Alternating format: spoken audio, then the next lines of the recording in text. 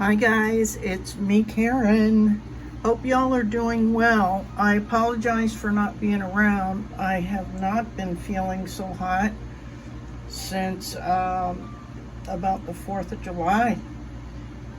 Multiple things going on with my neck, and then my chronic fatigue, and then I had some gut issues. I had some stressful personal stuff going on. So, man, I apologize. I'm still not 100%, but I feel like I'm slowly getting there. So yeah, that's why you haven't seen me. But I've been trying to do a little bit.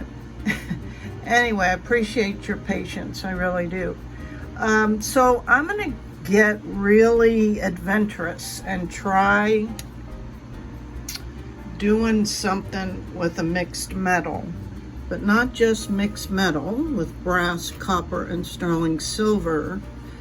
I'm going to try and use some twisted silver wire, a nice decorative bezel wire, copper back plate, some of these metal stamps, but I'm gonna just try and add some decorative balls, but then stamp the balls. I've never tried to do that before. I may have done that in one piece as an afterthought,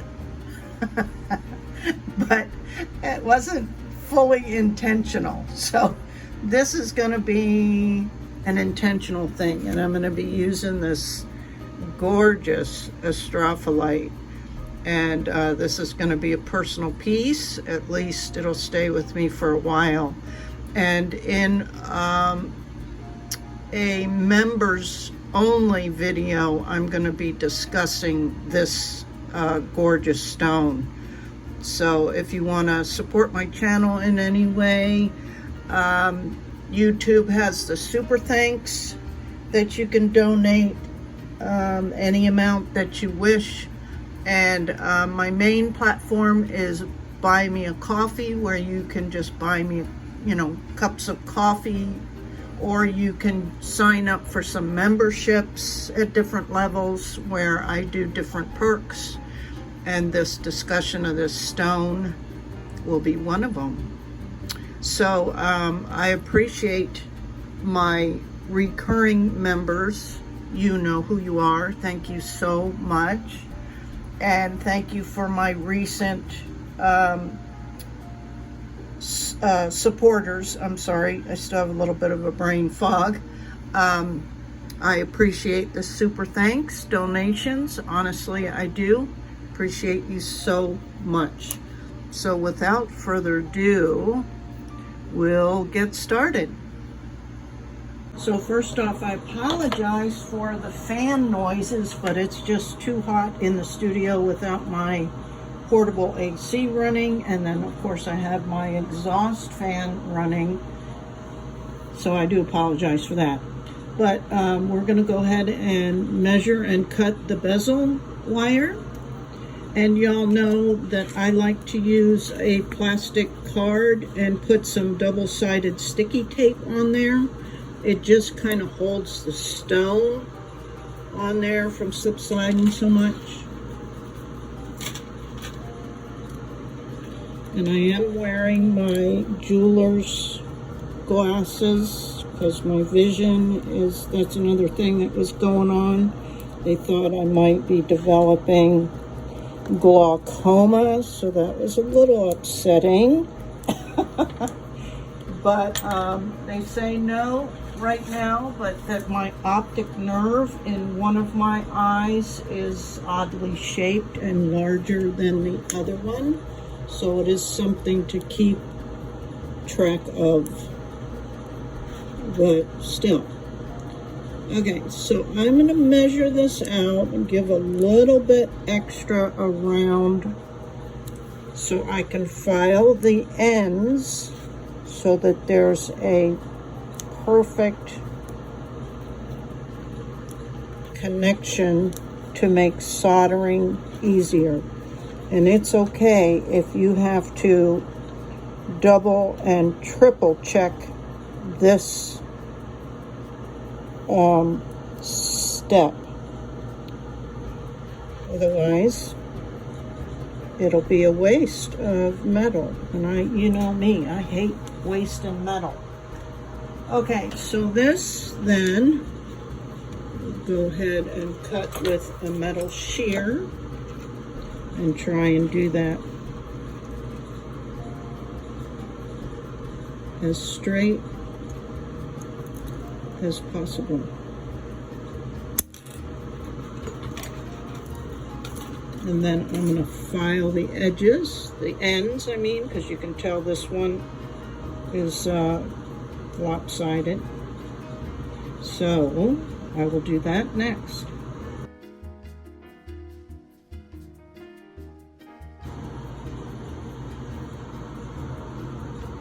Sorry for the shakes. I'm trying to show you how close that seam is, because that's really the key to getting a good solder joint, or an easier one anyway. Okay, let me get this set up. And I'm just using regular hard silver solder to join the bezel. That's standard practice, because we'll be reheating this as we go on, right? As we add the bezel to the back plate. So every time you reheat it, that could cause a problem with that join coming open. Okay, let me get set up. And I'll also just mention real quickly that there's another way of doing this, which I do use a lot, or have, whereas you lay the bezel this way on your block and put the solder right underneath the joint. The problem I've been having lately is that my surface isn't completely flat, so it's not making the connection, and I've been having a hard time and couldn't figure out until I really looked closely and realized that the bezel wire isn't touching here, which means the solder piece underneath it isn't making a connection. So yeah, there's that. So that's why I've started doing it this way, especially when sometimes the bezel wire itself isn't flat until after you sand it, right?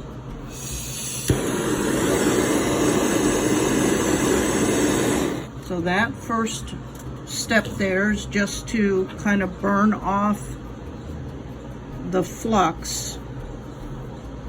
And now I'm going to put the solder piece there.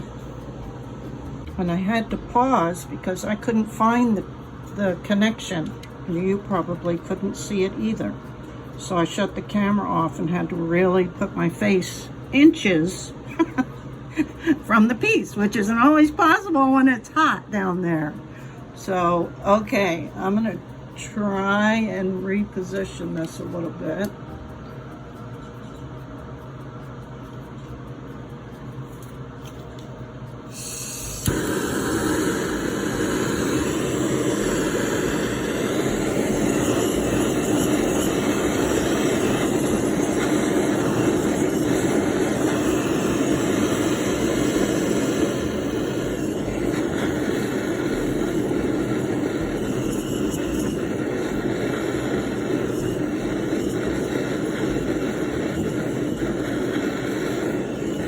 Melted, but I want it to move down a little bit.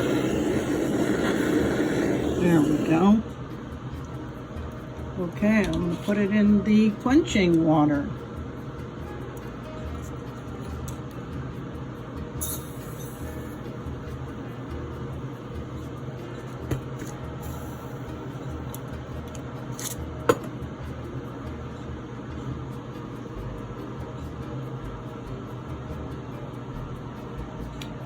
And I'll be able to sand that silver solder off to make it all copper again. Okay, into the pickle pot. I just want to show you too that I practiced first with, if I was going to be able to successfully attach silver and brass, because they have different melting points, onto copper, which is a third different melting point. And so I wanted to see how hard that was going to be. And the other thing was trying to get these melted scrap little balls pretty close in size, and then also practice then doing the metal stamping. And you can see they're not great, so I practiced a few more times, because like you melt the ball, right? And then you have to, so it's annealed. So then I hammered it down on my bench block. Then I had to reheat it, which is annealing, so it would soften the metal again so that the stamping would go easier. And yeah, so practice on scraps. There's nothing wrong with that, because I've never really done this before. I say intentionally. I've done it before in a bracelet where I'd put the balls on, the embellishment balls, and then as I was stamping the cuff, I was like, oh, let me just stamp that ball. And so that was an afterthought. That wasn't intentional.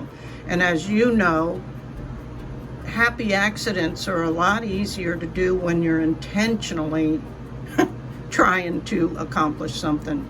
So I apologize, guys. Today my shakes are still pretty bad, and it's because I haven't been feeling good.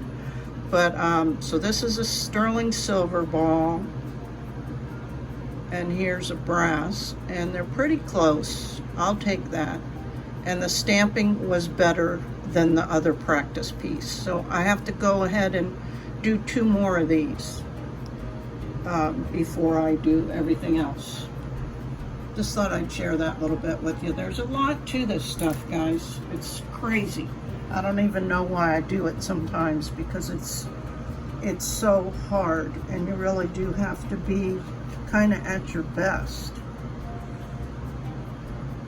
So I want to try and show you why we do the sanding of the bottom of the bezel.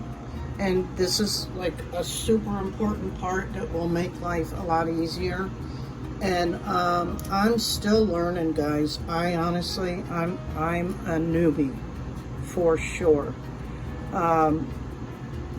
So you want a really tight connection to where you can't see any daylight between this bottom back plate and the bottom of the bezel. And if you look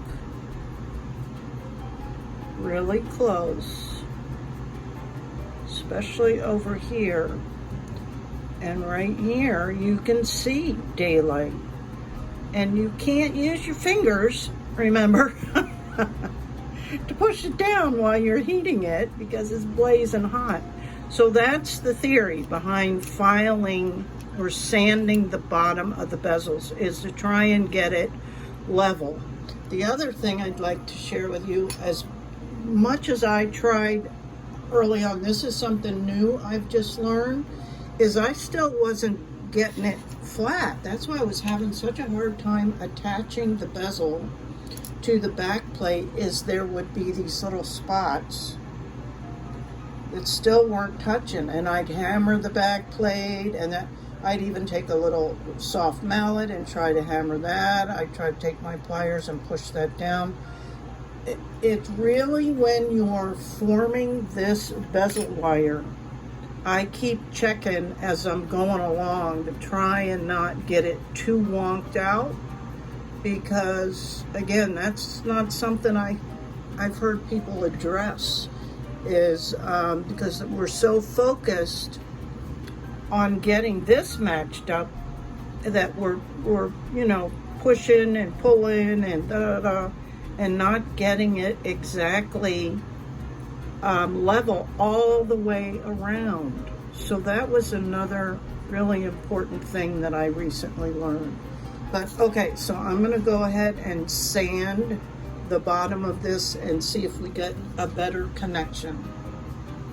And I typically use a 320 or 400 grit of the wet dry sandpaper, and everybody tells you to do a figure 8 motion. That's what is kind of the all-inclusive, kind of the best way to get the majority of the piece, or a consistent sanding.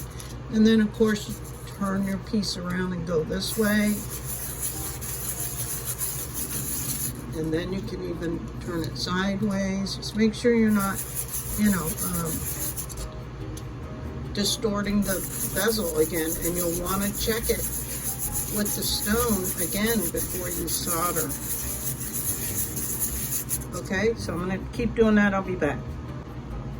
Okay, look, you can really see the difference, right? No light coming through back here, and this spot is good too. Yay! And then always double check that your stone fits from the top, because you won't have access to the back unless you do an open back bezel.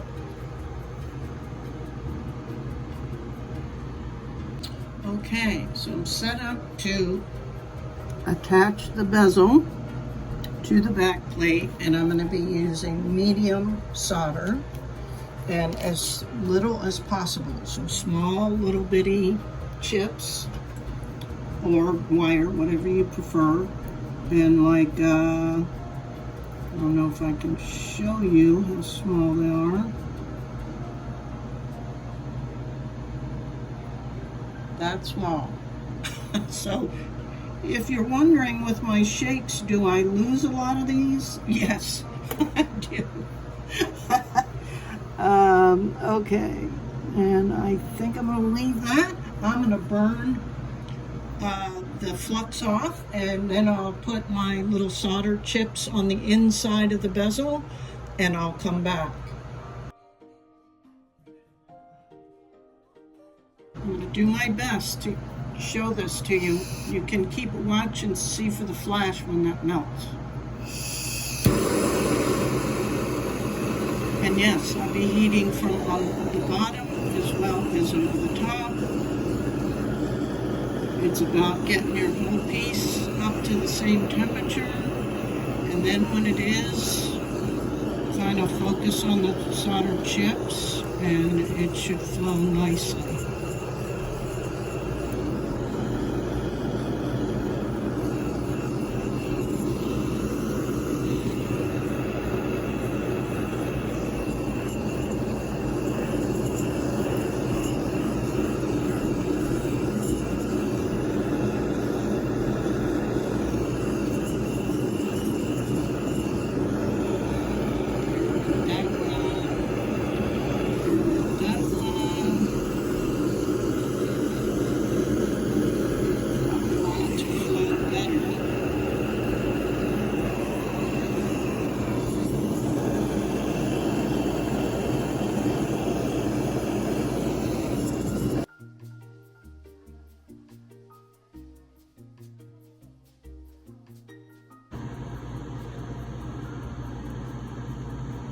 You can see the line of solder around it, so that's good. It did take me 2 attempts, because there was one section that was giving me grief.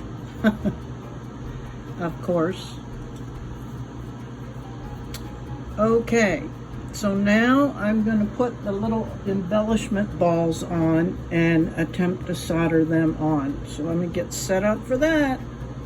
So I decided to just do 2 at a time so that it would be more manageable for me.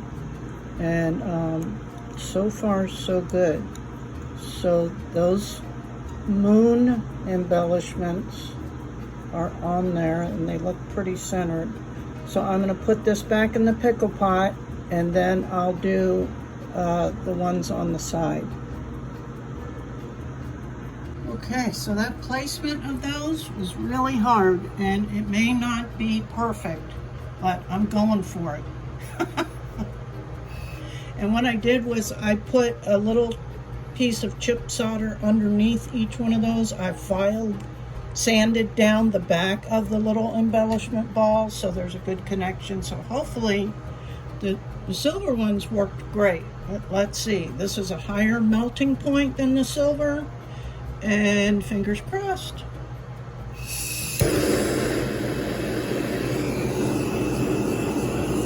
Oh, I added a little bit more flux. I already put flux down prior.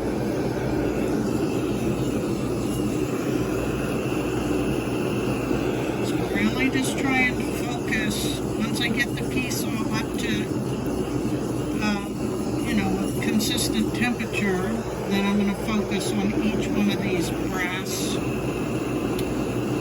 little balls, and hopefully that'll work. I'm using easy solder, and I'm watching to make sure that I don't actually melt the balls, any of the balls.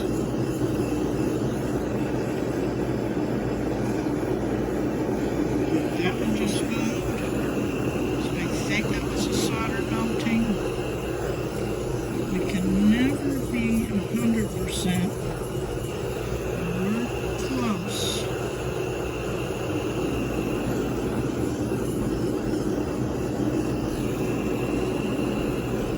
When you see the seam line getting real shiny, that means that's liquefying, and that's another indication that you're, you know, hot. Okay, I'm going to stop and put this in the quench and see if we've got it. And we do, yay! Oh my gosh, this is really an adventurous piece for me, guys. And I haven't even begun to think about a bail. Okay, I'm gonna put this in the pickle pot. So it looks pretty good. Yay. Now I'm gonna cut the excess off, and I don't know if I'm gonna add a little texture in these in-between spaces. I'm gonna have to think about that. And then the bail. So let me work those details out and I'll be back. I think it'll look pretty cool though. Look at all that copper shine in that Astrophyllite.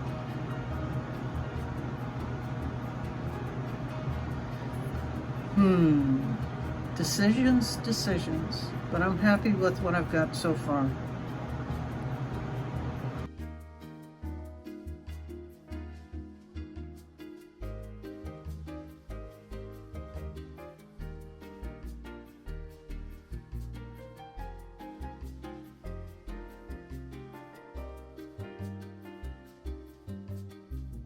Okay, I'm gonna do the bail and use easy solder, not soft solder, but easy. So let me burn this flux off.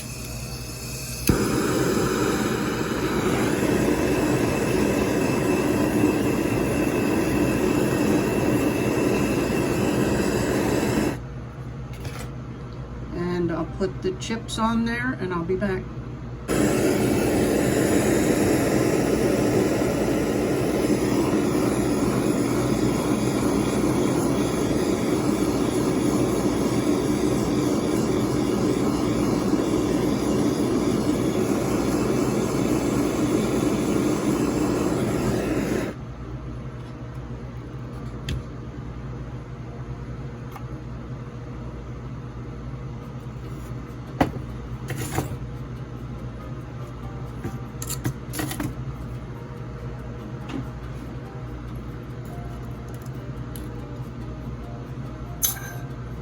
Off to the pickle pot.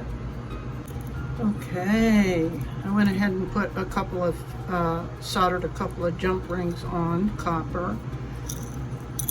And now I'm going to do going through all the sanding with the radial wheels, going from the most abrasive, and with that one I'll say start going horizontally, and then the next one down, of least step one down, then I'll go vertically. That's how you get rid of all of the scratches, and then so on and so forth. So next down from that, I'll go back to going horizontally, and the one down from that, I'll go vertically until you go through all of them. And then I'll probably put it in the tumbler, since this is my piece, and hope that I don't lose anything in the tumbler. I don't think I will, but you know, you never know. Okay, so I'm gonna start on the radial wheels, and I won't put you through that because I don't want this video to be, you know, an hour long. It takes so long to upload the videos that are longer. But let me do that, and then of course I have to highlight these and give it a good polish, and I'll be back with the final. Unless, well, I guess I could show you a little bit of setting the stone once I do the sanding.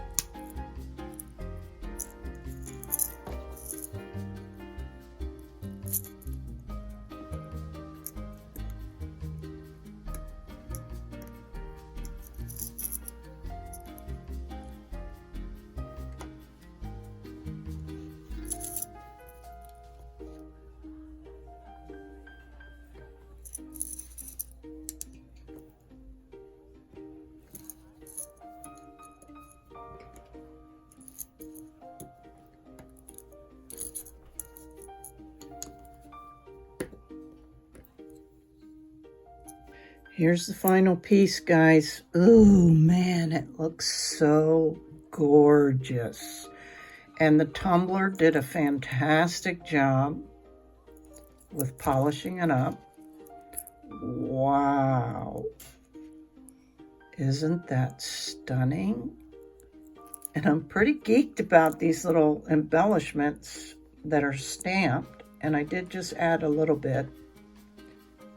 Just circle dots, but I love this piece, and like I said before, it's a personal piece, so I couldn't be happier with it, and I hope you guys enjoyed this, and thanks again for your patience. Hopefully I'm on the mend now, and you'll be seeing more stuff. Okay, have a super day. Thanks so much. Appreciate you.